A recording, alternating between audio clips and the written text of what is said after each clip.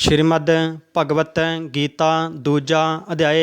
संजय ने कहा, हे धृतराष्ट्र, तां श्री कृष्ण दया नाल युक्त अखां विच हंझू भरे बेचैन चित अर्जन नूं बोले, हे अर्जन, अनारियां दे सेवक करन योग अपजसकारी नरक विच पा देण वाला मोह इस वेले तेरे शरीर विच कित्थों आया।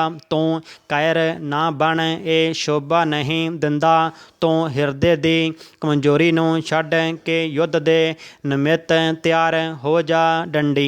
अर्जुन ने कहा, हे मधुसूदन, मैं युद्ध विच सत्कार योग भीष्म अते द्रोणाचार्य उत्ते बाण प्रहार करके किवें युद्ध करा।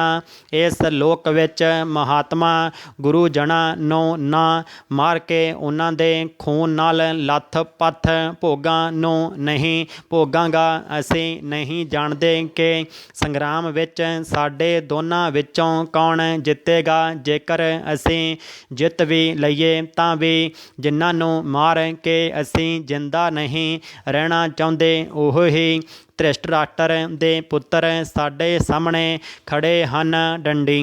दीनता नाल मेरी सुभाविक विकृति नष्ट हो गई है अते धर्म दे बारे विच मेरी चित मोहित हो गया है डंडी। मैं तुहाडे कोलों पुछदा हां, जिस दे नाल निश्चा करके मेरा भला होवे, ओह ही मैनूं समझा के कहो, क्योंकि मैं तुहाडा चेला हाँ अते तुहाडी शरण विच हाँ डंडी। मैनूं ज्ञान दी सिक्ख्या दिओ डंडी। मैनूं धर्म दा कंडियां तो बिना राज मिल जाए अते देवतियां दा भी हक मिल जावे तां भी अजिहा कोई उपा नहीं विखाई दिंदा जिहड़ा मेरियां इंद्रियां नूं सुखाउण वाले दुख नूं दूर करे डंडी। हे गोबिंद, मैं युद्ध नहीं करांगा। ये कह के अर्जुन चुप हो गया डंडी। संजय बोले, हे राजा, दोनां सेनावां दे विचकार दुखी हो के बैठे अर्जुन नूं भगवान श्री कृष्ण ने ये वचन कहे, हे अर्जुन, जिस दे लई तैनूं दुख नहीं करना चाहिदा तूं उस दे लई दुख करदा है अते पंडितां वर्गे वचन तां कहंदा है। लेकिन पंडित लोक ना मरियां नूं सोचदे हन, ना जिउंदियां नूं ये गल नामुमकिन है कि मैं पहला नहीं सी, तू भी नहीं सी अते राजा भी नहीं सन अते इस दे बाद नहीं रहणगे डंडी। जिवें देह धारियां नूं इस देह दी लड़कपन, जवानी, बुढ़ापा ये अवस्थावां हुंदियां हन, उसे तरह ही मौत तो बाद दूजी देह भी हुंदी है। इस लई पंडित लोक मोह नूं प्राप्त नहीं हुंदे डंडी। इंद्रियां दा शब्द आदि विषयां दा संयोग, सर्दी गर्मी आदि दुख सुख नूं आउण जाण वाला अते नाशवान जान के सहन करो डंडी। हे नर श्रेष्ठ, सुख दुख नूं बराबर मनण वाले जिहड़े वीर पुरुष नूं ये बाहरी पदार्थ नहीं सताउंदे, ਉਹ मुक्ति प्राप्त करन दे अधिकारी हन डंडी। असत वस्तु दी तां होंद नहीं है अते सत दी घाट नहीं है। इस तरह इन्हां दोनां नूं ही तत् ਗਿਆਨੀ पुरुषां ने वेख्या है, जिस दे नाल ये सारा संसार व्यापत है। उस नूं अविनाशी जानो, क्योंकि इस नाशरत आत्मा दा विनाश करन विच कोई समर्थ नहीं है डंडी। इस अविनाशी अचिंत्या अते नित जीवात्मा दे ये सारे शरीर नाशवान हन डंडी। इसलिए हे भारत, तू युद्ध कर। जिहड़े पुरुष इस आत्मा नूं मारन वाली अते जो मरन वाली मनदे हन, ये दोने ही ज्ञानी नहीं हन, क्यों कि ये आत्मा ना मरदी है ना मरी है अते ना कदे जमदी है, ना मौत नूं प्राप्त होवेगी, ना कदे जम्मी सी ना मरेगी। ये अजन्मा नित ਕਦੇ ਨਾ ਘਟਨ ਵਧਨ ਵਾਲੀ ਅਤੇ ਸਨਾਤਨ ਹੈ। ਡੰਡੀ ਸਰੀਰ ਦੇ ਨਸ਼ਟ ਹੋਣ 'ਤੇ ਵੀ ਇਹ ਨਾਸ਼ ਨੂੰ ਪ੍ਰਾਪਤ ਨਹੀਂ ਹੁੰਦੀ। ਡੰਡੀ ਜਿਹੜਾ ਪੁਰਸ਼ ਇਸ ਆਤਮਾ ਨੂੰ ਨਿਤ ਅਵਿਨਾਸ਼ੀ ਨਿਰਵਿਕਾਰ ਅਤੇ ਅਜਨਮਾ ਮੰਨਦਾ ਹੈ, ਉਹ ਇਸ ਦਾ ਘਾਤ ਕਰਵਾਏਗਾ ਅਤੇ ਕਿਸ ਨੂੰ ਮਾਰੇਗਾ। ਜਿਵੇਂ ਮਨੁੱਖ ਪੁਰਾਣੇ ਕੱਪੜਿਆਂ ਨੂੰ ਛੱਡ ਕੇ ਨਵਾਂ ਕੱਪੜਾ ਪਾਉਂਦਾ ਹੈ, ਉਸੇ ਤਰ੍ਹਾਂ ਆਤਮਾ ਪੁਰਾਣੀ ਦੇਹ ਨੂੰ ਛੱਡ ਕੇ ਨਵੀਂ ਦੇਹ ਧਾਰਨ ਕਰਦੀ ਹੈ। ਡੰਡੀ ਆਤਮਾ ਨੂੰ ਸ਼ਸਤਰ ਨਹੀਂ ਕੱਟ ਸਕਦੇ ਹਨ, ਅੱਗ ਨਹੀਂ ਸਾੜ ਸਕਦੀ ਹੈ, ਪਾਣੀ ਭਿਉਂ ਨਹੀਂ ਸਕਦਾ। ਡੰਡੀ ਇਹ ਨਾ ਸੜ ਸਕਦੀ ਹੈ, ਨਾ ਭਿੱਜ ਸਕਦੀ ਹੈ, ਨਾ ਗਲ ਸਕਦੀ ਹੈ ਅਤੇ ਨਾ ਸੁੱਕ ਸਕਦੀ ਹੈ। ਡੰਡੀ ਇਹ ਸਰਵ ਵਿਆਪੀ, ਸਥਿਰ, ਅਚਲ ਅਤੇ ਸਨਾਤਨ ਹੈ। ਡੰਡੀ ਇਹ ਇੰਦਰੀਆਂ ਰਾਹੀਂ ਨਹੀਂ ਜਾਣੀ ਜਾ ਸਕਦੀ, ਇਹ ਕਲਪਨਾ ਤੋਂ ਵੀ ਪਰੇ ਹੈ ਅਤੇ ਇਸ ਵਿੱਚ ਹੇਰ ਫੇਰ ਨਹੀਂ ਹੋ ਸਕਦਾ। ਡੰਡੀ ਇਸ ਲਈ ਇਸ ਨੂੰ ਅਜਿਹਾ ਜਾਣਦਿਆਂ ਹੋਇਆਂ ਤੇਰੇ ਲਈ ਦੁੱਖ ਕਰਨਾ ਠੀਕ ਨਹੀਂ ਹੈ। ਡੰਡੀ ਹੇ ਮਹਾਬਾਹੋ, ਜੇਕਰ ਤੂੰ ਇਸ ਆਤਮਾ ਨੂੰ ਨਿਤ ਜਨਮ ਲੈਣ ਵਾਲੀ ਅਤੇ ਨਿਤ ਮਰਨ ਵਾਲੀ ਮੰਨਦਾ ਹੈ ਤਾਂ ਵੀ ਤੈਨੂੰ ਦੁੱਖ ਨਹੀਂ ਕਰਨਾ ਚਾਹੀਦਾ, ਕਿਉਂਕਿ ਜਿਹੜਾ ਜੰਮਿਆ ਹੈ ਉਸ ਦੀ ਮੌਤ ਨਿਸ਼ਚਿਤ ਹੈ ਅਤੇ ਜਿਸ ਦੀ ਮੌਤ ਹੋਈ ਹੈ ਉਸ ਦਾ ਜਨਮ ਨਿਸ਼ਚਿਤ ਹੈ। ਡੰਡੀ ਇਸ ਲਈ ਜਿਹੜੀ ਗੱਲ ਜ਼ਰੂਰੀ ਹੈ ਉਸ ਦੇ ਲਈ ਸੋਚਣਾ ਬੇਕਾਰ ਹੈ। ਡੰਡੀ ਜਨਮ ਲੈਣ ਤੋਂ ਪਹਿਲਾਂ ਕੀ ਸੀ, ਕਿਸੇ ਨੂੰ ਵੀ ਪਤਾ ਨਹੀਂ। ਵਿਚਕਾਰ ਕੁਝ ਪ੍ਰਗਟ ਹੁੰਦਾ ਹੈ, ਫਿਰ ਮਰਨ ਤੋਂ ਬਾਅਦ ਕੀ ਹੋਵੇਗਾ ਕੋਈ ਨਹੀਂ ਜਾਣਦਾ। ਡੰਡੀ ਅਜਿਹੀ ਹਾਲਤ ਵਿੱਚ ਕਿਸੇ ਗੱਲ ਦੀ ਸੋਚ ਕਰਨਾ ਕੀ ਤੇਰੇ ਲਈ ਠੀਕ ਹੈ?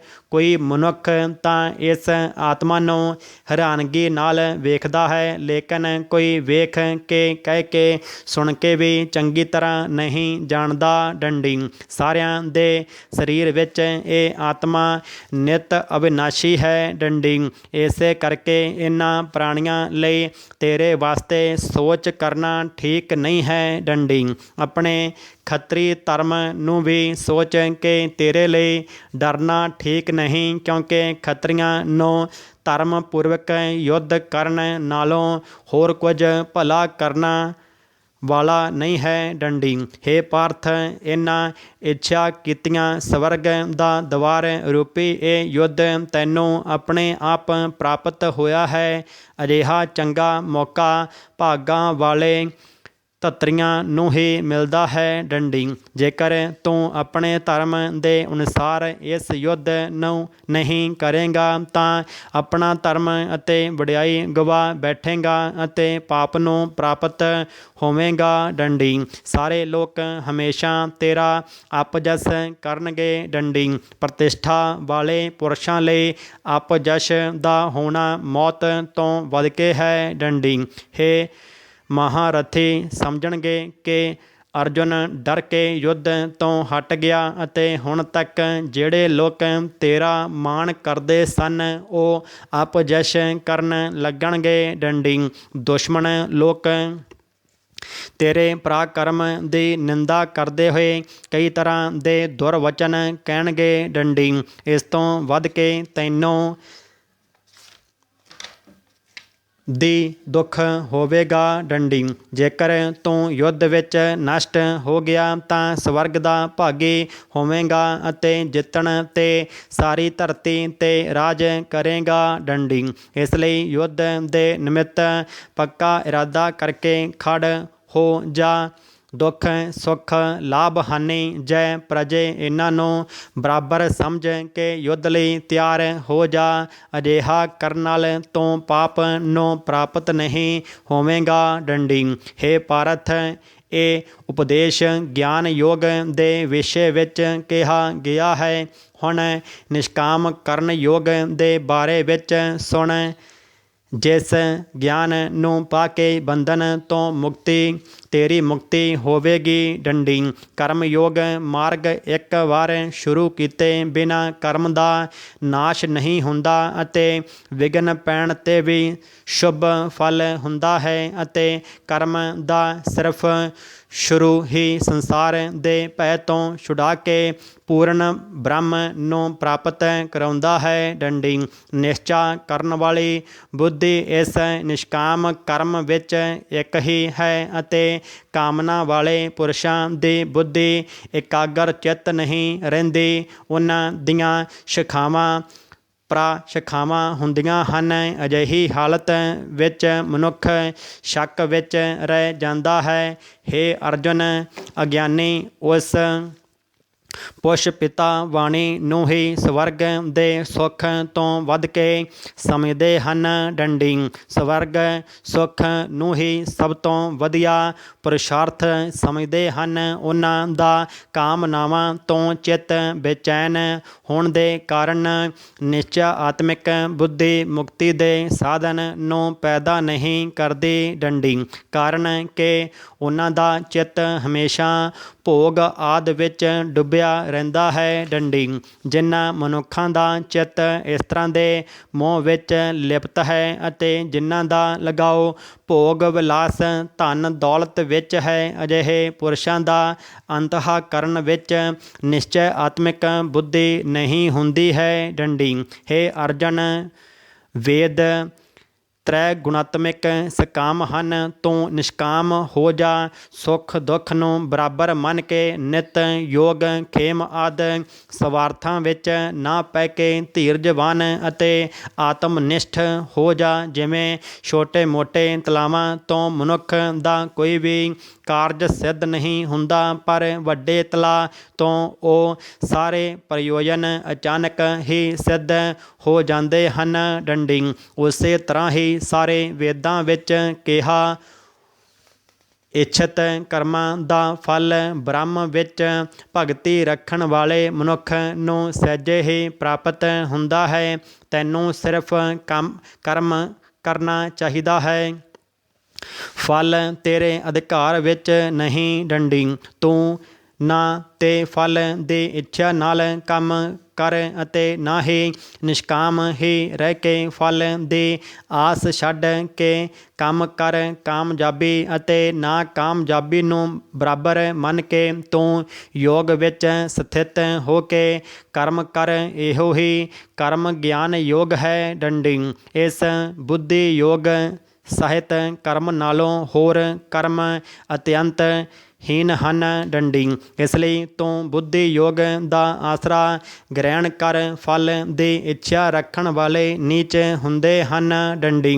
ਨਿਸ਼ਕਾਮ ਕਰਮ ਕਰਨ ਵਾਲੇ ਪੁਰਸ਼ ਈਸ਼ਵਰ ਦੀ ਕਿਰਪਾ ਨਾਲ ਇਸੇ ਸੰਸਾਰ ਵਿੱਚ ਸੁਕਿਰਤ ਅਤੇ ਦੁਸ਼ਕਿਰਤ ਇਹਨਾਂ ਦੋਨਾਂ ਦਾ ਹੀ ਤਿਆਗ ਕਰ ਦਿੰਦਾ ਹੈ ਡੰਡੀ। ਇਸ ਲਈ ਤੂੰ ਨਿਸ਼ਕਾਮ ਕਰਮ ਵਿੱਚ ਲੀਨ ਹੋ, ਜਿਹੜੇ ਸਾਰੇ ਕਰਮਾਂ ਨਾਲ ਕਲਿਆਣਕਾਰੀ ਹੈ ਡੰਡੀ।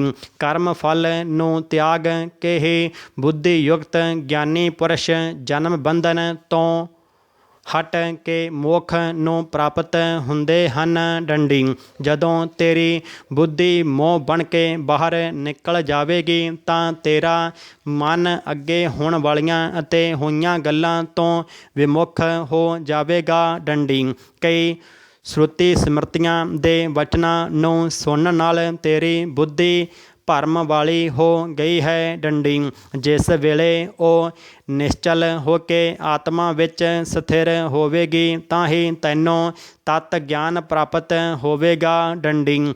ਅਰਜੁਨ ਨੇ ਪੁੱਛਿਆ, ਹੇ ਕੇਸ਼ਵ, ਆਤਮਾ ਸਵਰੂਪ ਵਿੱਚ ਨਿਸ਼ਚਲ ਬੁੱਧੀ ਵਾਲਾ ਕਿਸ ਨੂੰ ਆਖਦੇ ਹਨ? ਉਸ ਦੇ ਲੱਛਣ ਕੀ ਹਨ ਅਤੇ ਉਹ ਕਿਵੇਂ ਬੋਲਦਾ ਹੈ, ਕਿਵੇਂ ਬੈਠਦਾ ਹੈ, ਕਿਵੇਂ ਚੱਲਦਾ ਹੈ? ਸ਼੍ਰੀ ਕ੍ਰਿਸ਼ਨ ਜੀ ਬੋਲੇ, ਹੇ ਅਰਜੁਨ, ਜੋ ਮਹਾਂਪੁਰਸ਼ ਮਨ ਦੀਆਂ ਸਾਰੀਆਂ ਇੱਛਾਵਾਂ ਨੂੰ ਛੱਡ ਦਿੰਦਾ ਹੈ ਅਤੇ ਆਪਣੇ ਆਪ ਵਿੱਚ ਹੀ ਖੁਸ਼ ਰਹਿੰਦਾ ਹੈ, ਉਸੇ ਨੂੰ ਨਿਸ਼ਚਲ ਬੁੱਧੀ ਵਾਲਾ ਆਖਦੇ ਹਨ। ਡੰਡੀ ਦੁੱਖ ਵਿੱਚ ਜਿਨ੍ਹਾਂ ਦੇ ਮਨ ਨੂੰ ਖੇਦ ਨਹੀਂ ਹੁੰਦਾ ਅਤੇ ਸੁੱਖ ਵਿੱਚ ਜਿਸ ਨੂੰ ਲਗਾਓ ਨਹੀਂ ਹੁੰਦਾ ਅਤੇ ਪ੍ਰੀਤੀ ਭੈ ਕ੍ਰੋਧ ਜਿਸ ਦੇ ਜਾਂਦੇ ਰਹੇ ਹਨ, ਉਹ ਮਹਾਤਮਾ ਸਥਿਰ ਬੁੱਧੀ ਵਾਲਾ ਮੁਨੀ ਕਹਾਉਂਦਾ ਹੈ। ਡੰਡੀ ਜਿਹੜਾ ਸਭਨੀ ਥਾਈਂ ਪਿਆਰ ਕਰਦਾ ਹੈ, ਜਿਹੜਾ ਚੰਗੀਆਂ ਚੀਜ਼ਾਂ ਮਿਲਣ 'ਤੇ ਖੁਸ਼ ਨਹੀਂ ਹੁੰਦਾ,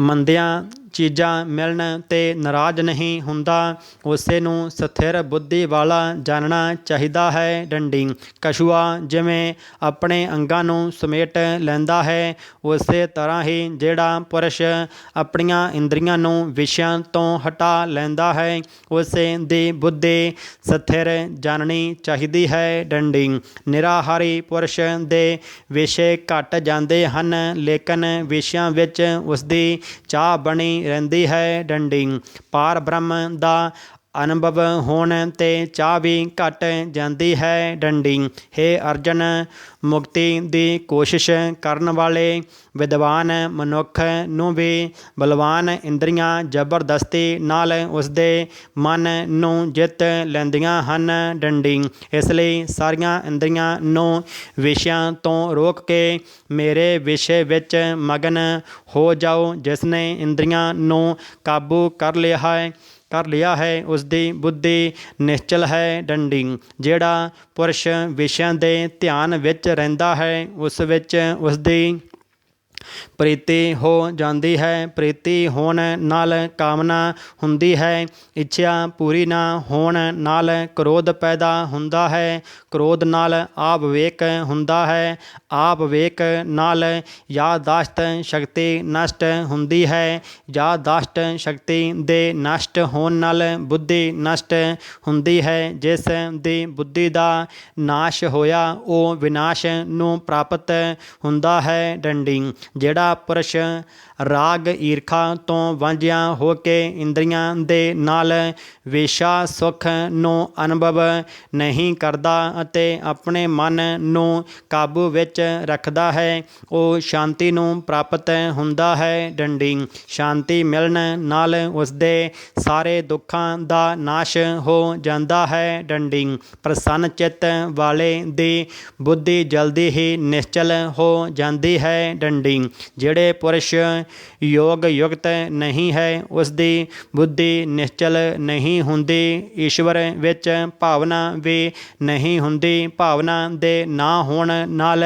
ਸ਼ਾਂਤੀ ਪ੍ਰਾਪਤ ਨਹੀਂ ਹੁੰਦੀ। ਅਸ਼ਾਂਤੀ ਨੂੰ ਸੁੱਖ ਕਿੱਥੋਂ ਮਿਲੇਗਾ। ਡੰਡੀ ਜਿਵੇਂ ਹਵਾ ਕਿਸ਼ਤੀ ਨੂੰ ਪਾਣੀ ਵਿੱਚ ਖਿੱਚ ਕੇ ਲੈ ਜਾਂਦੀ ਹੈ, ਉਸੇ ਤਰ੍ਹਾਂ ਇੰਦਰੀਆਂ ਉਸ ਪੁਰਸ਼ ਦੀ ਬੁੱਧੀ ਨੂੰ ਖਿੱਚ ਕੇ ਉਸਦਾ ਨਾਸ਼ ਕਰ ਦਿੰਦੀਆਂ ਹਨ। ਉਸਦਾ ਮਨ ਵਿਸ਼ਿਆਂ ਦੇ ਲਗਾਓ ਨਾਲ ਇੰਦਰੀਆਂ ਦੇ ਪਿੱਛੇ ਲੱਗ ਜਾਂਦਾ ਹੈ। ਡੰਡੀ ਇਸ ਕਾਰਨ ਹੇ ਮਹਾਂਬਾਹੋ, ਜਿਸ ਦੀਆਂ ਇੰਦਰੀਆਂ ਵਿਸ਼ਿਆਂ ਵੱਲੋਂ ਬਿਲਕੁਲ ਰੋਕ ਲਈਆਂ ਗਈਆਂ ਹਨ, ਉਸਦੀ ਬੁੱਧੀ ਸਥਿਰ ਹੈ। ਜਿਹੜੀ ਪ੍ਰਾਣੀਆਂ ਦੀ ਰਾਤ ਹੈ, ਉਸ ਵਿੱਚ ਸੰਜਮੀ ਜਾਗਦਾ ਰਹਿੰਦਾ ਹੈ ਅਤੇ ਪ੍ਰਾਣੀ ਮਾਤਰ ਜਿਸ ਵੇਲੇ ਜਾਗਦੇ ਹਨ, ਮੁਨੀ ਜਨਾਂ ਦੀ ਉਹ ਰਾਤ ਹੈ। ਡੰਡੀ ਪਾਣੀ ਨਾਲ ਭਰੇ ਪੂਰੇ ਸਮੁੰਦਰ ਵਿੱਚ ਹੋਰ ਦਰਿਆਵਾਂ ਦੇ ਪਾਣੀ ਭਰਨ ਨਾਲ ਵੀ ਉਹ ਆਪਣੀ ਹੋਂਦ ਵਿੱਚ ਰਹਿੰਦਾ ਹੈ। ਉਸੇ ਤਰ੍ਹਾਂ